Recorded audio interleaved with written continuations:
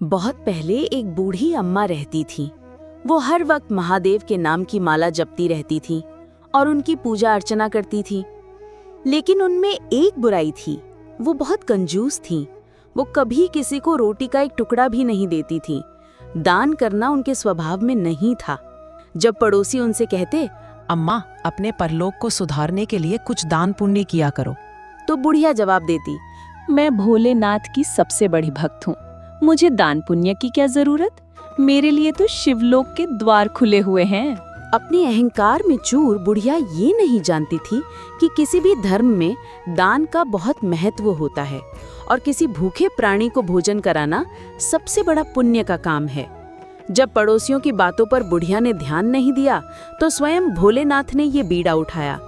उन्होंने सोचा, बूढ़ी अम्मा मेरी भक्त है, अगर मैंने इसे सही मार्ग नहीं दिखाया तो मेरे भक्त मुझ पर विश्वास नहीं करेंगे।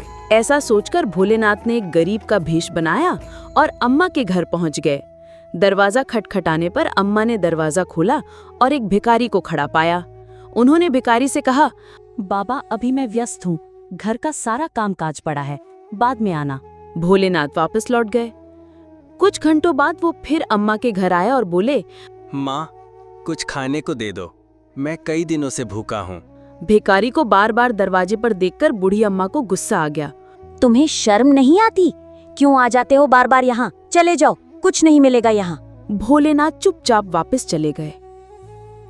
कुछ दिनों बाद अम्मा का जीवन काल समाप्त होने को आया। यमलोक से 2 यमदूत उन्हें लेने आए। उन्हें देखकर बूढ़ी अम्मा बोली, तुम लोग यहाँ क्यों आए हो? मुझे तो शिवलोक जाना है, मैं रोज सुबह शाम भोलेनाथ का स्मरण करती हूँ। केवल पूजा करने से कुछ नहीं होता, अच्छे कर्म भी करने पड़ते हैं। तूने कौन सा पुण्य का काम किया है?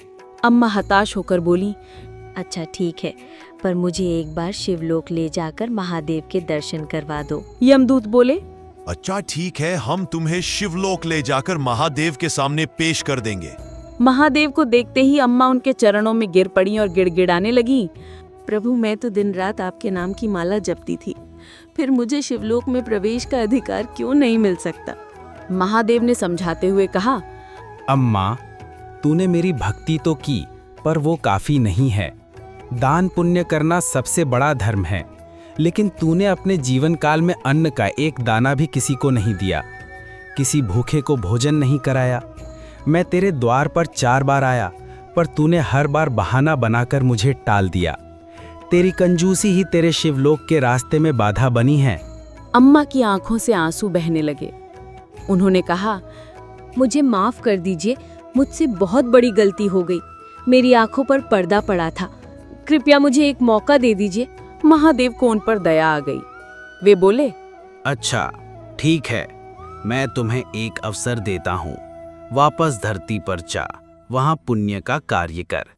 7 दिन की अवधि तेरे पास है, इस अवधि का जितना उपयोग कर सकती है कर ले। बुढ़िया खुश होकर अपने पुराने शरीर में प्रवेश कर धरती पर अपने घर लौट आईं। अब उनका जीवन ही बदल गया। वो रोज दान पुण्य करने लगी। कोई भी भिखारी उनके दरवाजे पर आता तो वो हलवा, पूरी और तरह तरह के पकवान बनाकर प्रेम से खिलाती। रोज अच्छा भोजन बनाकर रास्ते में बैठे भिखारियों को बांटने जाती। 1 सप्ताह तक बुढ़िया ने खूब पुण्य कमाया। मृत्यु से पहले उन्होंने घर की सभी वस्तुएं, बर्तन, वस्त्र, अनाज, यहाँ तक कि सोने के गहने भी सब बांट दिए। मृत्यु का समय आने पर उन्होंने देह त्याग दी और शिवलोक पहुंच गईं। इस तरह भोलेनाथ ने कंजूस बुढ़िया का जीवन बदल दिया। तो दोस्तों, अगर आपको भोलेनाथ और बूढ़ी अम्मा की ये प्रेरणादायक कहानी पसंद आई तो कृपया वीडियो को लाइक करें और हमारे चैनल को सब्सक्राइब करें।